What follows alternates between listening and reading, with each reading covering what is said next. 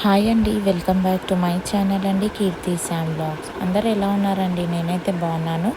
So ఇవాళ అయితే నేను కొన్ని అప్డేట్స్ అయితే తెచ్చానండి. సో నేనైతే ఇదైతే గుడ్ న్యూస్ అనే చెప్తానండి. సో L2 బెనిఫిషియరీస్ ఎవరైతే ఉన్నారో జిహెచ్ఎంసీలో వాళ్ళకైతే ఖచ్చితంగా ఇదైతే ఒక గుడ్ న్యూస్ అండి. అండ్ మీరు వీడియోని దయచేసి స్కిప్ చేయకుండా కంప్లీట్ వీడియో చూడండి, సో దట్ మీకు వీడియో అనేది అర్థమవుతుంది. అలాగే మీరు నా ఛానల్ని ఫస్ట్ టైం చూసినట్టయితే ప్లీజ్ అండి నా ఛానల్ని సబ్స్క్రైబ్ చేసుకోండి. మీకు ఈ వీడియో అనేది నచ్చితే కూడా ఒక లైక్ అనేది కూడా చేయండి. సో పదండి ఇంకా మనం వీడియోలోకి వెళ్ళిపోదాము. సో గవర్నమెంట్ అనేది ఏం డిసైడ్ చేసిందంటే, మనకి జిహెచ్ఎంసీ ఏరియాలో వచ్చేసి చాలా బెనిఫిషియరీస్ ఉన్నారంటే L2 అర్హులు ఎవరైతే ఉన్నారో చాలామంది ఉన్నారు. సో వాళ్ళకు వచ్చేసి గవర్నమెంట్ ఏం డిసైడ్ చేసిందంటే వాళ్ళకి G+3 హౌజెస్ కట్టించాలని అయితే డిసైడ్ చేశారండి. సో మనకి ఇది ఎప్పుడు కట్టాలి, ఏం కట్టాలి అయితే ఇదివరకు మనకి ఎటువంటి అప్డేట్ అనేది రాలేదు. ఇంకా గవర్నమెంట్ అయితే ఓన్లీ జస్ట్ G+3 అనేది కట్టాలి అనేసి అయితే డిసైడ్ చేశారు. అంటే ఈ 2 BHKలు ఏవైతే ఉన్నాయో అవన్నీ పోగా రిమైనింగ్ వాళ్ళకి G+3 ఇవ్వాలని అయితే డిసైడ్ చేశారు.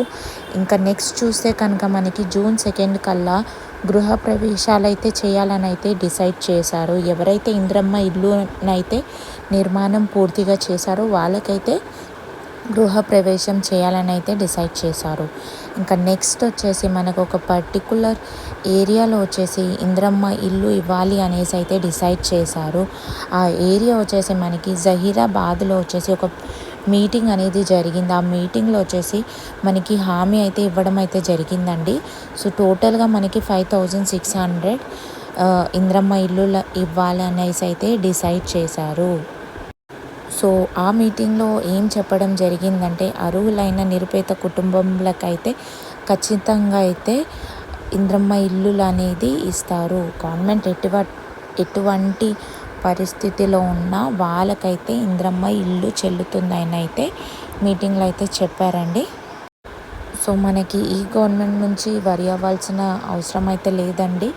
ఎవరైతే అర్హులు ఉన్నారో వాళ్ళకి ఖచ్చితంగా అయితే గవర్నమెంట్ నుంచి ఇంద్రమ్మ ఇల్లు అనేది అయితే దొరుకుతుంది.